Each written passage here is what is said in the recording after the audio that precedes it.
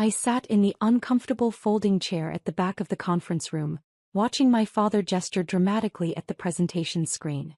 The quarterly shareholders meeting for Morrison Family Enterprises had attracted about 40 people: family members, minor investors, and the board of directors. I'd received the invitation 3 weeks ago, forwarded through a generic email chain. No personal note. No acknowledgement that I was family.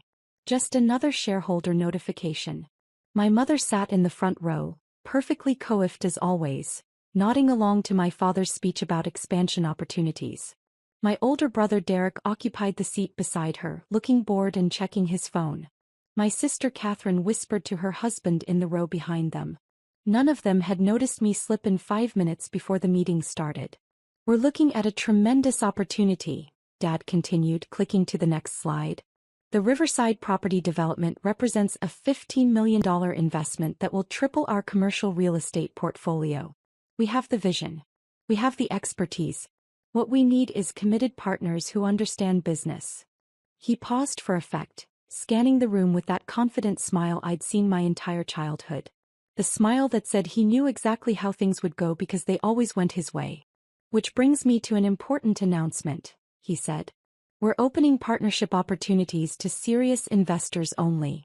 People with proven business acumen and substantial capital to contribute. This is a family business, but not everyone in the family is cut out for high-level business operations." A few people chuckled. My mother's friend Patricia actually nodded in agreement. I kept my expression neutral, my hands folded in my lap. "Now, I know some people might think they're entitled to partnership positions simply because they share the Morrison name," Dad continued. His eyes swept the room but never quite landed on me. "But this company was built on merit, not handouts. We need partners who bring something to the table." My phone buzzed silently in my pocket. I ignored it. My lawyer could wait another 30 minutes. Derek finally looked up from his phone. "Dad's right. We can't have people without business experience trying to make executive decisions. This company is too important." Catherine nodded. "It's about protecting what Grandpa Morrison built. He'd want people who understand corporate strategy involved in major decisions." The irony wasn't lost on me.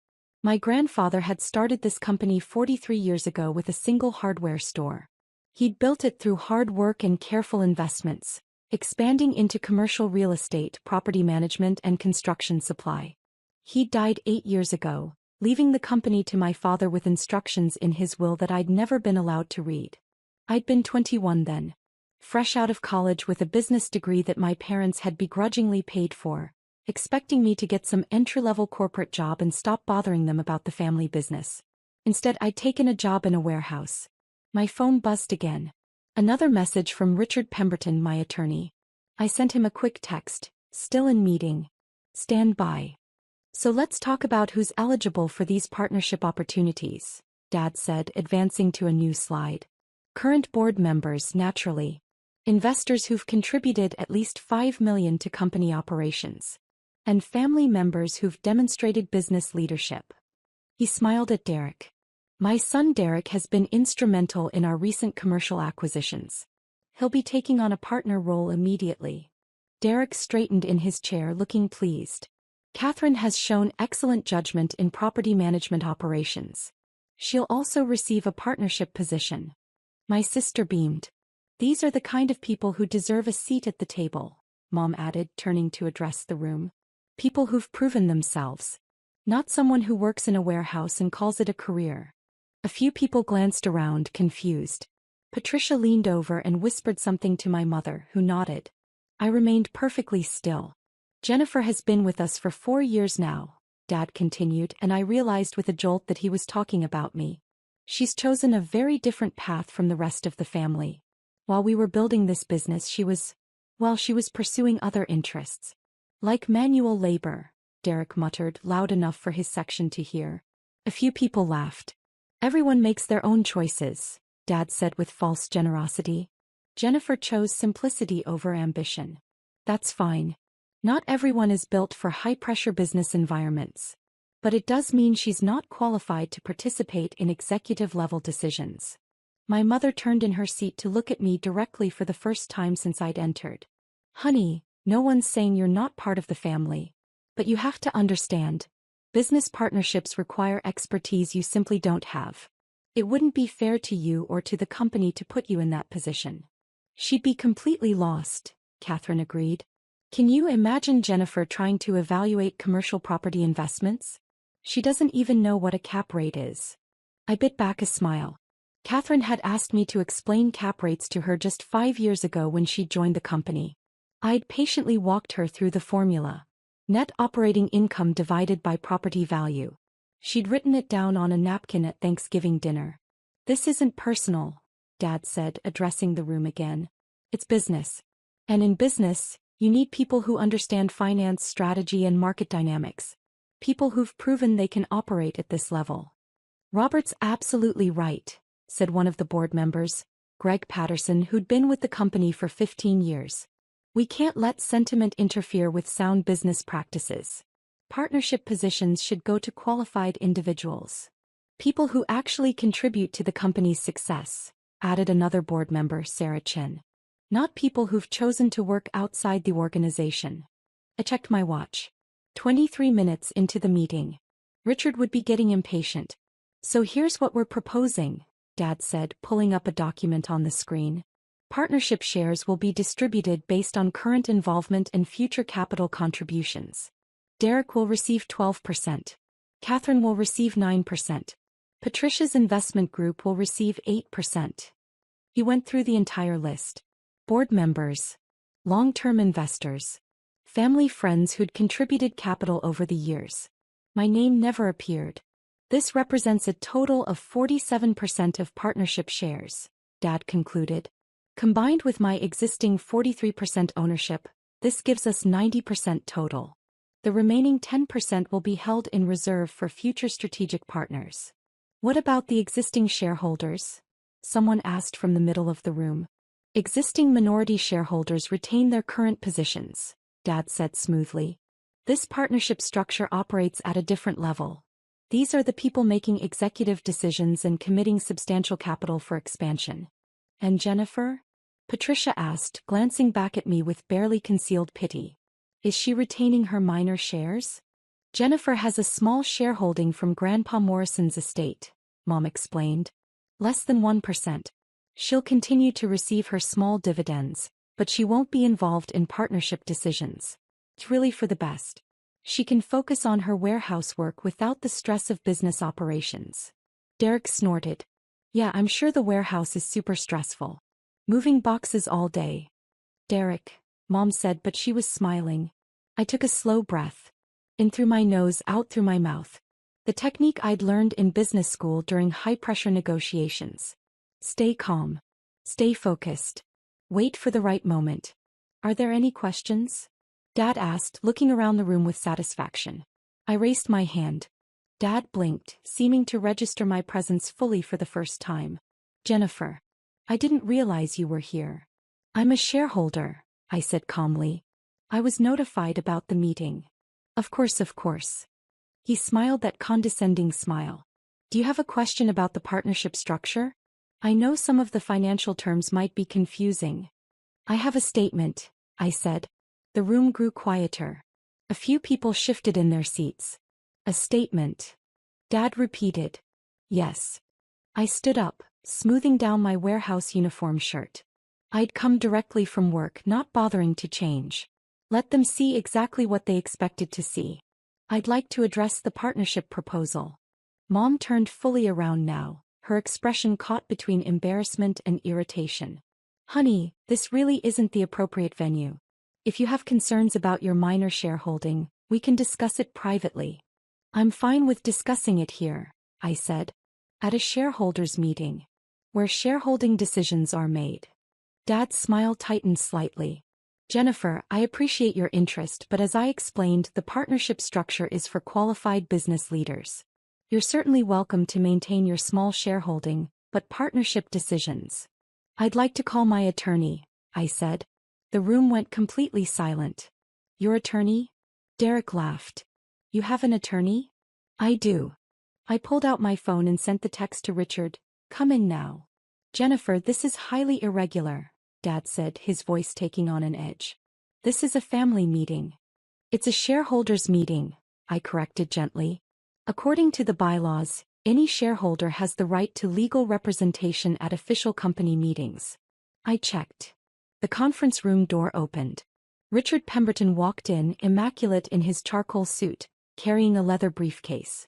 At 62, he commanded attention without saying a word, silver-haired, sharp-eyed, and radiating the authority of someone who'd spent 40 years practicing corporate law. "What is this?" Mom demanded. "Good afternoon," Richard said pleasantly. "Richard Pemberton, Pemberton and Associates. I represent Ms. Jennifer Morrison in all matters related to Morrison Family Enterprises." Dad stared. "You hired Richard Pemberton? How do you even afford?" "Mr. Morrison," Richard interrupted smoothly, "I've been Ms. Morrison's attorney for 7 years. We have an excellent working relationship. 7 years. Since 6 months after Grandpa died. Since I'd started making the moves that had led to this moment." "This is ridiculous," Derek said. "Jennifer can't afford Richard Pemberton. He charges like $1,000 an hour." $1,500, Richard corrected. "And Ms. Morrison's account is always current." Catherine frowned. "How can you possibly? Warehouse jobs don't pay." "I believe we're getting off track," Richard said. He set his briefcase on the table and opened it with a precise click. "Mr. Morrison, you've presented a partnership structure that allocates 90% of partnership shares to various parties. Is that correct?" "That's right," Dad said slowly. "But I don't see what." "And this structure assumes you currently hold 43% ownership of Morrison Family Enterprises?" "I do hold 43%. I inherited it from my father and I've been running this company." "Actually," Richard said, pulling out a folder, "you hold 0%. The silence that followed was absolute. "That's impossible," Dad said. "I own this company. My father left it to me." "Your father left you operational control," Richard said. "Which is different from ownership. The company structure established by Morrison Sr. was quite complex. He created a trust mechanism that allowed for ownership transfers independent of operational management." He pulled out several documents, laying them across the table. "Over the past 7 years, Ms. Morrison has systematically acquired ownership shares in Morrison Family Enterprises through a series of private transactions with existing shareholders." "What?" Mom's voice was faint. "Ms. Morrison began by purchasing small shares from minor investors," Richard continued. 5% here, 3% there. She paid fair market value, sometimes above market value, for shares that most holders considered minor investments. Over time, these acquisitions added up. He produced another document. 3 years ago, she purchased a substantial block, 18%, from the Patterson Family Trust during their estate liquidation. Greg Patterson went pale. "That was handled through a private equity firm." "Mountain View Capital Holdings," Richard confirmed. "Ms. Morrison's investment company." The transaction was entirely legal and properly documented. The Patterson Family Trust was fully aware they were selling to a Morrison family member. "They chose not to disclose this to you, Mr. Morrison." "This can't be legal," Dad said, but his voice was shaking. "It's completely legal," Richard said. "Ms. Morrison also acquired 12% from the Henderson Holdings Group 2 years ago, 9% from Chin Investments last year, and numerous smaller blocks from various shareholders who were happy to liquidate their positions at premium prices." He looked directly at my father. "In total, Ms. Morrison currently owns 67% of Morrison Family Enterprises." The room exploded. 67%? Derek shouted. "That's impossible. She works in a warehouse." Catherine protested. "How could she afford?" Mom started. Silence. Dad's voice cracked like thunder. Everyone froze. He stood there, breathing hard, staring at Richard. "You're lying. This is some kind of fraud. Jennifer doesn't have that kind of money. She can't have bought out the company." "Ms. Morrison has substantial personal wealth," Richard said calmly. "She's been investing since she was 22. She started with her inheritance from her grandmother. Not the Morrison grandmother, but her maternal grandmother, whose estate of $800,000 was left to Jennifer when she was 21. I remembered that inheritance. My parents had suggested I put it in a safe savings account. Instead, I'd met with financial advisors. Real ones. who'd help me understand compound growth and strategic investing. 800,000 doesn't become millions, Derek said desperately. No, Richard agreed. But 800,000 invested wisely in a rising tech market in 2016 can grow substantially. Ms. Morrison made several early investments in emerging technology companies. She invested in a small cloud computing startup that was later acquired by Microsoft. She bought shares in an AI development company that went public in 2019. She diversified into real estate investment trusts and high-growth mutual funds. He smiled slightly. By 2020, her 800,000 had become approximately 12 million. She continued investing. By 2023, she had 47 million. Currently, her portfolio exceeds 93 million. The silence was deafening. That's not possible, Mom whispered. I have the documentation, Richard said. Bank statements, investment account summaries, transaction records. All available for review if needed. Ms. Morrison has been extraordinarily successful in her investment career. The warehouse job she maintains is actually her choice. She owns the warehouse facility and 3 others in the region. She finds the hands-on work satisfying. I own the warehouses. That detail hit everyone like a second bomb. You own, Dad started then stopped. 4 warehouse facilities, I confirmed, speaking for the first time since Richard had entered. I purchased the first one 5 years ago.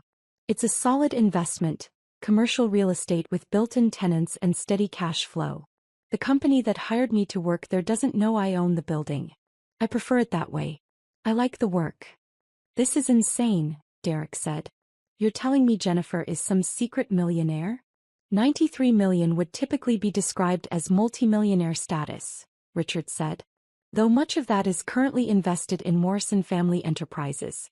Ms. Morrison has spent approximately 68 million over 7 years acquiring 67% ownership of this company. Dad sank into his chair. Why? I looked at him. Really looked at him for the first time in years.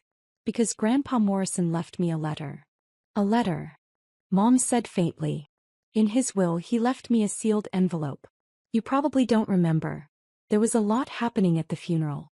His lawyer gave it to me privately. I pulled out my phone and showed them a photo of the letter, yellowed paper with my grandfather's handwriting. He told me he was leaving you operational control of the company, Dad. But he wanted me to know something. I read from the photo. Jennifer, you have a better head for business than anyone else in this family. I'm leaving your father in charge because he expects it and I hope he'll rise to the challenge. But I'm trusting you to watch over what I've built. If they ever try to cut you out, if they ever dismiss you, remember, in business ownership matters more than titles. You'll know what to do. Tears pricked my eyes, but I kept my voice steady. He left me instructions for accessing all the minority shareholders. He told me which ones might sell and when. He gave me the roadmap to take control if I ever needed to. Dad wouldn't do that, Derek said, but he sounded uncertain. Your grandfather was a brilliant businessman, Richard said. He understood family dynamics. He hoped it wouldn't be necessary, but he prepared for the possibility that Ms. Morrison might need protection. So all this time, Catherine started. All this time I've been buying shares, I said simply. Every time I had investment returns, I put them back into acquiring more of this company. I worked in the warehouse because I wanted to understand ground-level operations. I stayed quiet at family dinners when you talked about the business because I was learning everything you were doing. And now. Dad's voice was hollow. Now, Richard said, we need to address the partnership structure you proposed. Because with 67% ownership, Ms. Morrison has controlling interest in this company. Any major business decisions require her approval. This is my company, Dad said, but the words had no force behind them. This is Ms. Morrison's company, Richard corrected gently. You manage it. She owns it. There's a significant difference. Mom stood up suddenly. We'll contest this. There must be some legal basis. There isn't, Richard said.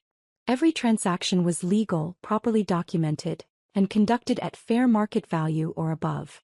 Many shareholders sold to Ms. Morrison specifically because she offered them more than their shares were worth on the open market. She paid a premium to acquire controlling interest. That's standard corporate acquisition practice. We're family. Mom's voice rose. You can't just take over the family business. I didn't take it over, I said quietly. I bought it, legally, from people who wanted to sell. Just like any other business transaction. Greg Patterson cleared his throat. Jennifer, I want you to know, the Patterson Family Trust sold those shares because we needed liquidity for estate taxes. You offered us a fair price and we were grateful. We had no idea you were being excluded from the business, or we might have said something. I appreciate that, Greg, I said. And I want to be clear, he continued, looking at my father, that I consider Ms. Morrison a more than qualified owner. Her investment track record speaks for itself. Sarachin nodded slowly. If Jennifer owns 67%, she has every right to restructure the partnership program. Or cancel it entirely. Cancel it. Derek looked panicked. But Dad said I'd be getting 12%. Derek, I said, and my voice was colder than I'd intended. You laughed about my warehouse job. Multiple times. Today and at family dinners. You've spent years treating me like I was too stupid to understand business. Did you ever once ask what I actually did? He opened his mouth, then closed it. And Catherine, I continued, you've been handling property management for 4 years. Did you know I own 7 commercial properties outside this company? Did you ever wonder how I afforded to live alone in a nice apartment on a warehouse salary? She shook her head mutely. Mom. Dad. I looked at my parents. You assumed the worst about me. You assumed I failed. You never asked questions. You just decided I wasn't worth including. We thought, Mom started. You thought I was simple, I said. You thought I took the easy path. You never considered that I might be building something you couldn't see. Dad's hands were shaking. So what happens now? You fire me? Take over the company? I glanced at Richard, who nodded slightly. Here's what's going to happen, I said. The partnership structure you proposed is cancelled. There will be no partnership shares distributed without my approval as majority owner. Derek made a small, despairing sound. However, I continued, I'm not interested in day-to-day management. I like my work. I like my life. So Dad, you'll continue as CEO but with conditions. He looked up, hope flickering in his eyes. First, all major business decisions, anything over $5 million, requires my approval. Second, Derek and Catherine, you'll continue in your current roles, but you'll report to a new COO who actually understands operations. I'm hiring someone from outside the family. You can't, Derek started. I can, I said simply. I own 67%. I can do whatever I want with this company. Be grateful I'm leaving you employed. Third, I said, looking at my mother, there will be no more family meetings where my role in this company is discussed without me present. If there are shareholder meetings, I expect to be notified as the primary shareholder. No more generic emails. Mom nodded slowly, looking dazed. Fourth, the Riverside property development that Dad mentioned? It's approved, but I'll be reviewing all contracts personally. Richard will handle the legal oversight. We're not moving forward on $15 million without proper due diligence. I've been planning that project for months, Dad protested. And now you'll plan it with proper oversight, I said. Which is how businesses should run. Is there a fifth condition? Patricia asked quietly. Yes. I looked around the room at all the shocked faces. Everyone in this room will sign a non-disclosure agreement about the ownership structure. I don't want this becoming public gossip.